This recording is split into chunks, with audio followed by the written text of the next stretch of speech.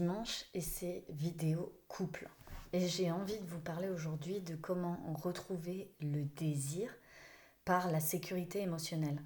Quand tu ressens du désir pour quelqu'un, il n'y a que ça, il n'y a que cette personne qui compte, il n'y a que ce désir qui est en train de brûler. Il n'y a pas est-ce que je dois faire la lessive, la vaisselle, sortir les poubelles, bricoler tel truc dans le jardin ou m'occuper de faire ceci ou de rendre tel truc au bureau ou du chien, du chat. Il n'y a pas tout ça.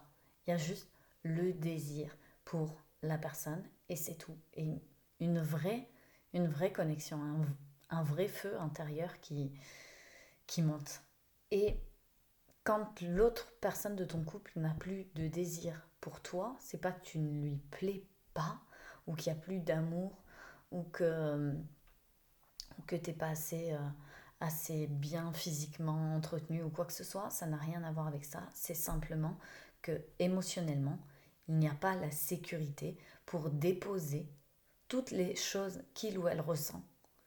Il n'y a pas cette sécurité solide et donc c'est comme je peux pas lâcher, je peux pas lâcher les trucs là parce que c'est important, je dois faire ça, c'est important, je dois m'occuper de ça, c'est important, j'ai ma carrière, mon truc, mon objectif, etc., etc. Et c'est important et je peux pas les déposer émotionnellement en sécurité quelque part.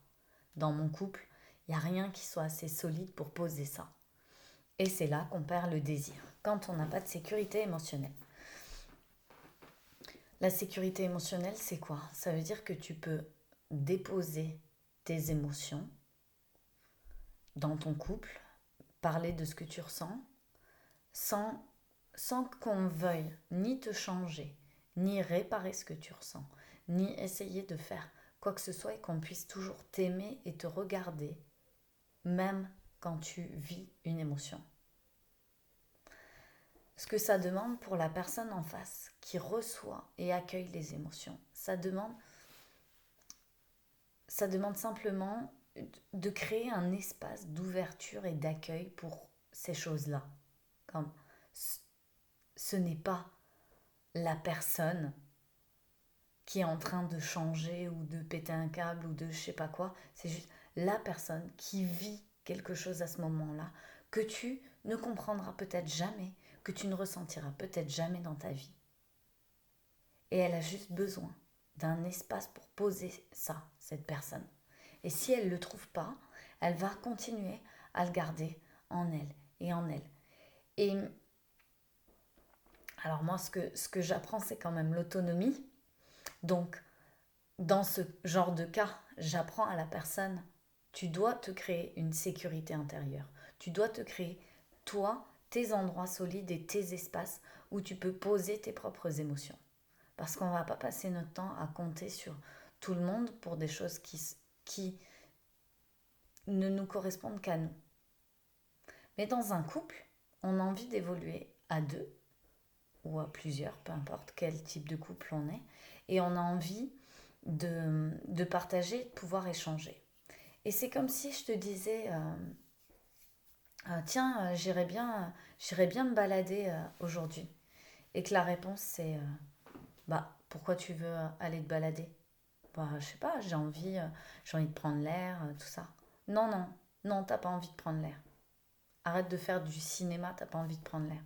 Bah si, j'ai envie de prendre l'air, j'aimerais bien aller dehors me balader. Non, non, non, t'as pas envie d'aller dehors.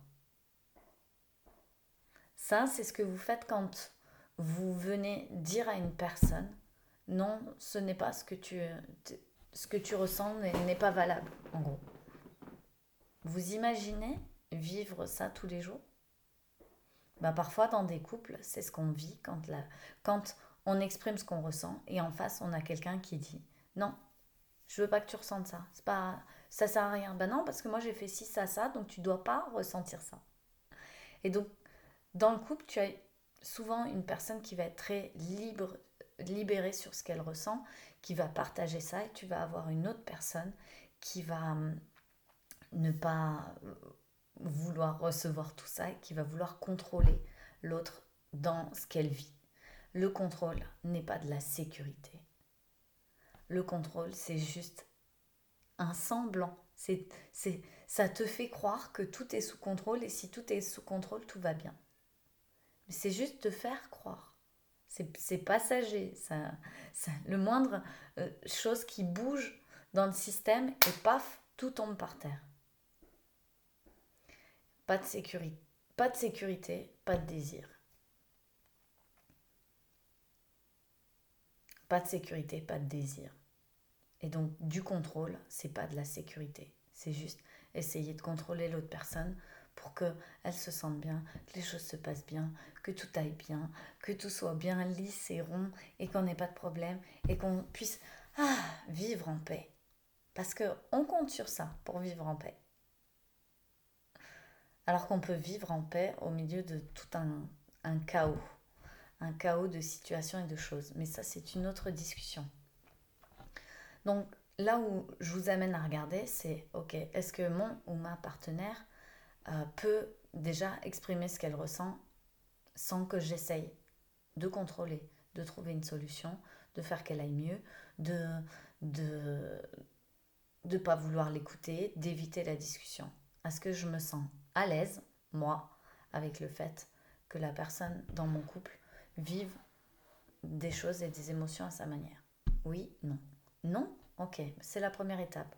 Je vais m'entraîner à devenir la personne qui crée un espace d'accueil pour ses émotions et je comprends émotionnellement, je viens me détacher de ce que l'autre personne ressent parce que ce n'est pas à moi, ça ne m'appartient pas. Donc j'ai pas du tout quoi que ce soit à avoir là-dedans. J'ai juste à avoir cet espace solide et sécure d'accueil. Point. Deuxième chose, ça va être d'incarner la sécurité. C'est-à-dire que l'autre personne de ton couple, elle peut voir que quand tu dis quelque chose, tu le fais. Que quand tu ressens quelque chose, tu vas pas ni te cacher, ni essayer de te débarrasser, ni changer de personnalité. Va voir que tu es solide quand tu ressens quelque chose. Elle va voir qu'elle peut compter sur toi. Dans le sens où, je sais, j'avais dit que je ferais ça, mais en fait, du coup, il y a un tel et telle chose qui s'est passée, donc, ouais, j'ai changé le planning, et puis en fait, blablabla. Ce qu'elle voit, c'est l'autre personne en face, elle voit, ok, dès qu'il y a le moindre événement ou possibilité, tu choisis autre chose que de créer un cadre de sécurité. Tu choisis juste, oh oui, allons faire ci, allons faire ça. Tu choisis l'aventure. Et il y a des personnes pour qui l'aventure, c'est pas sécure. Et d'autres pour qui l'aventure, c'est sécure. Donc, à toi de voir en fait quel type de sécurité vous avez besoin de mettre en place dans le couple, de telle sorte à ce que, waouh, il y ait de la place pour ce désir-là à l'intérieur. Que tout ça se déclenche émotionnellement. Il y a besoin de voir que tu es solide en fait. Tu es solide à l'intérieur. Que parfois, oui, il y a des opportunités de changer les plans, mais que si tu le fais, ce sera solide, ce ne sera pas à l'arrache. Ce ne sera pas truc, ah oui, j'ai oublié, je devais faire ça et ça et ça. Ah oui, c'est vrai. Ah mince. Et donc, c'est ça le fait de créer une sécurité émotionnelle, c'est de montrer que on peut compter sur toi. Et que tu vas pas t'envoler au moindre événement, tu vas pas partir en couille au moindre événement, tu vas continuer à faire ce que tu as à faire, même s'il y a plein d'événements. C'est ça, être sécure et solide. Et je vois beaucoup de personnes dire je suis solide et à la moindre possibilité de ne plus l'être et de choisir la folie, ça va être ah ouais mais c'était cool, c'était fun et c'était truc. Ok, mais t'as rien gardé en sécurité. T'as rien gardé solidement. T'as pas gardé ni ta discipline, ni tes objectifs. C'est comme waouh. Donc fais les deux. Parce que si au premier virage t'abandonnes ta sécurité, ton couple, il est basé sur on ne sait pas ce qui peut se passer émotionnellement. Et donc quand tu ne sais pas t'as pas cette sécurité émotionnelle, il y a le désir s'effiloche au fur et à mesure. Parce que au début, c'est comme ah waouh, tout beau, tout rose, on se rencontre, on crée un truc, c'est génial, c'est incroyable. Et tu n'as Dieu que pour l'autre, t'as pas encore de projet commun, t'as pas encore la vie de tous les jours qui vient interférer, c'est comme juste une relation privilégiée.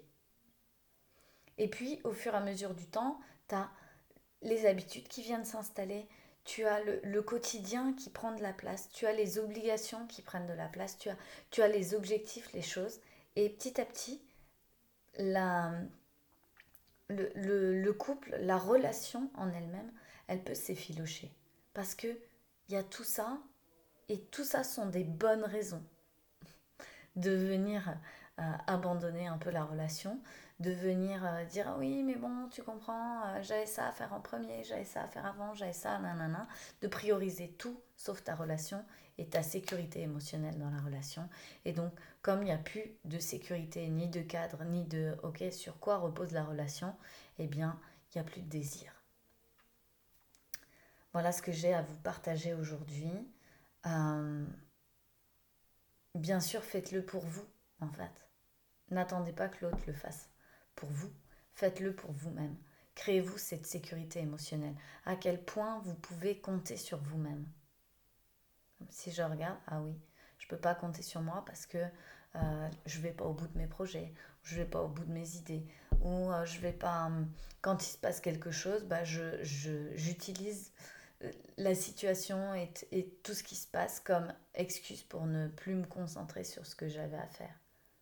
Mais pour me concentrer que sur les problèmes et les trucs que je dois régler, nanana, et tu comprends, et voilà. Et je vais venir jouer le rôle de j'y peux rien, j'ai pas fait exprès, mais oui, je sais que j'avais ça à faire, mais quand même, tu vois, blablabla.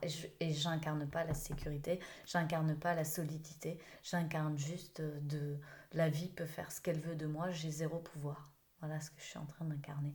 Donc, à vous de le choisir maintenant, de dire oh waouh, ouais, je suis en train de me prendre un petit déclic, une petite claque là, de me rendre compte que je voudrais bien être sécure et solide et de pouvoir accueillir tout ce que la vie m'amène et les autres m'amènent d'une manière où ça ne vient pas bouleverser tout mon être et toute la posture que j'ai et qui j'ai envie d'incarner en fait.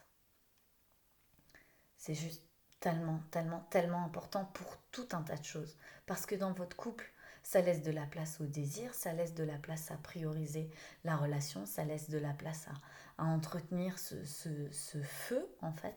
Mais dans ton travail, ça te permet de rester concentré sur tes objectifs, ça te permet de rester concentré sur les choses que tu as à faire, ça te permet de garder ta discipline, ça te permet de te choisir dans tes objectifs, dans ce que tu as à faire. Et pour autant, tu n'as pas besoin d'éclipser qui tu es en fait. C'est ça la solidité, c'est réussir à faire ce qu'on a envie de faire, réussir à, à garder son objectif, à vraiment faire ce qu'on a à faire en fait, à prendre ses responsabilités sans venir se priver, se mettre des contraintes, se diminuer, devenir quelqu'un d'autre, créer quelque chose qui n'est pas nous. C'est genre, je suis moi et je fais ce que j'ai envie de faire, les deux ensemble. Et ça, que ce soit pour ta vie de couple ou pour ta vie pro ou pour tes amis, pour toutes tes zones de, de développement, d'aide, même dans les finances, même dans tout ce que tu veux, c'est tellement, tellement la base.